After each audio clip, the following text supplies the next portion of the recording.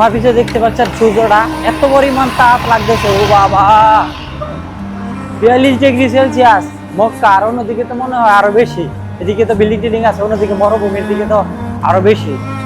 ও আল্লাহ হেফাজত করুক সবাইকে। গাইস, আমি শুধু চিন্তা করি এই রোদের মধ্যে মানুষ কিভাবে কাজ করে। আমার রাস্তা যাইতেছে আমার লাগে 10 মিনিট ডিউটিতে, কিন্তু অন্য মানুষ কিভাবে এত পরিশ্রম করে, কিভাবে এত রোদের মধ্যে কিভাবে কাম করে।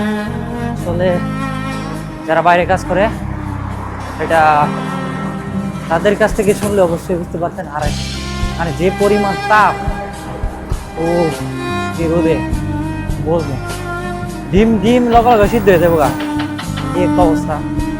যারা এই অবস্থায় এত কষ্ট করতেছে এই 42 ডিগ্রি সেলসিয়াসে, আল্লাহ তাদেরকে ভালো রাখুক, সুস্থ রাখুক। জীবন যেখানে যেমন মাইনে নিতে হবে, কিছু করার নাই। দোয়া রাখ।